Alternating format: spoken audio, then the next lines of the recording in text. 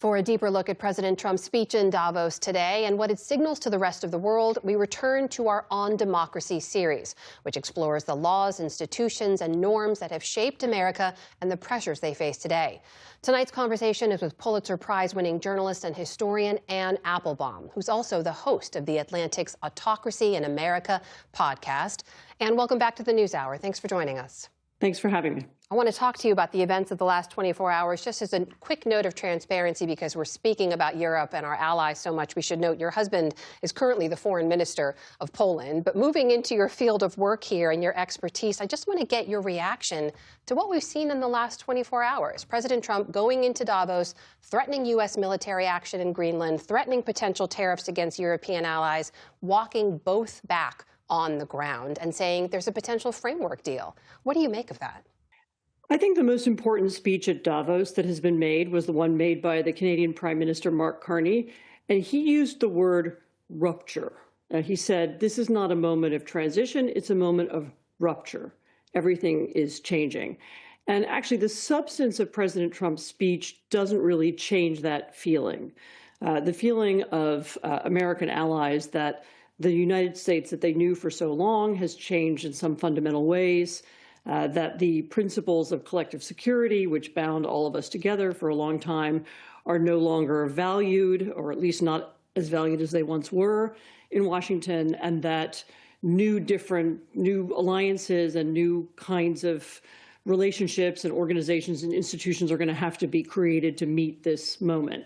You saw that remarkable speech from Carney. We also saw other longtime allies across Europe really start to chafe and push back against that growing pressure from Trump in recent days. When you look at the transatlantic alliance, has it been bent but not broken? What is happening there in your view right now? I don't think bent and broken are the right metaphors. It's evolving. The president's national security strategy made it clear that the United States doesn't see itself necessarily linked to its old allies in the way that it once was. It's very skeptical, specifically of Europe and of the nature of European liberal democracy. And everybody's got the message, and they understand that now Europe will need to act independently economically, that seeking to mollify or even bribe the president, which some countries have tried to do, doesn't succeed, that Europe needs to have economic sticks, and of course that Europe needs independent security. It's actually gone quite a long way in that direction already. Remember, the Europeans are now almost the sole supporters of the Ukrainians, both financially and militarily. The United States provides intelligence and a few other things, but it's really now Europe's war already.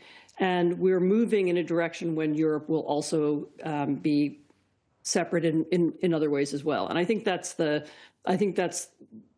that's going to change. In fact, both Carney and Ursula von der Leyen, who's the president of the European Commission, both used this word permanent.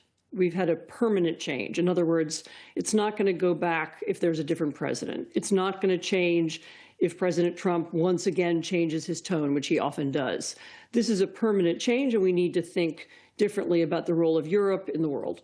Separately from Europe and from our transatlantic alliances, we wrote recently in The Atlantic about this idea of American dominance that we hear from President Trump, this apparent return to the policy of spheres of influence, right, where major powers sort of dominate their own backyards and neighborhoods. You wrote in that piece, far from making us more powerful, the pursuit of American dominance will make us weaker, eventually leaving us with no sphere and no influence at all.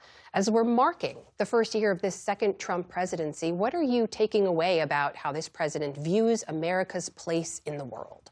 So there's sometimes a conflict between what President Trump says and what his advisors say. So you have to be careful about talking about a Trump doctrine or Trumpism. Trump himself I don't think, has a strategy. He's interested rather in winning each conflict as it comes along. But clearly there are people around him who believe that the role of the United States in the world should be to dominate the Western Hemisphere, to dictate the way the countries in our hemisphere work, who they trade with, who they're allowed to associate with, maybe even determine what kind of governments they have, and that should be the role of the United States in the world. And this is in the understanding, I think, of Trump himself and also of, again, some people around him, this is good, that we don't need allies, that allies are a burden, they're a cost, and they won't help us. As I said, if you look at the world that America built after the Second World War, the degree to which it was peaceful and the degree to which it helped America become prosperous was largely based on the fact that we had these allies, we had these alliances, we had countries who were loyal to us not because they were afraid of us, but because they felt that we had shared values. This is actually the first president since 1945 who doesn't see himself as a leading Democrat leading another group of democracies. He's not interested in that idea at all. Picking up on that idea, what does all this mean for America as a democracy? I mean, you have studied and written extensively on autocracies around the world and throughout history. You warned previously about a potential democratic decline being set into motion in President Trump's second term. How do you look at where we are now? So there is a connection between foreign policy and domestic policy. For many years, the fact that the United States led democracies in the world or described itself doing that, sometimes we failed, but we talked about doing that. Democracy was at the heart of our foreign policy. It was the heart of our national identity. Now that that's no longer true, then what is America? What does it mean to be American? There are other competing ideas now. Maybe to be American means to be a white heritage American, meaning that you're descended from somebody who came over on the Mayflower or the rough equivalent.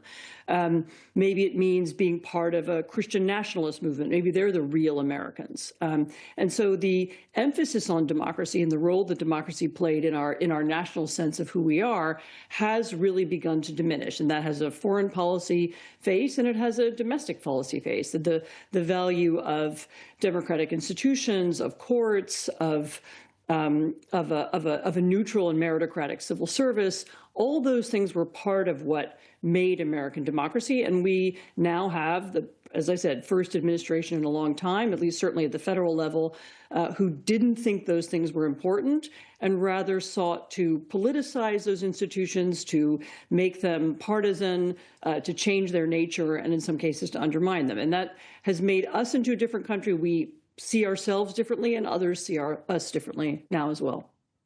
That is journalist and historian Anne Applebaum, host of The Atlantic's Autocracy in America podcast. Anne, thank you. It's always good to speak with you. Thank you.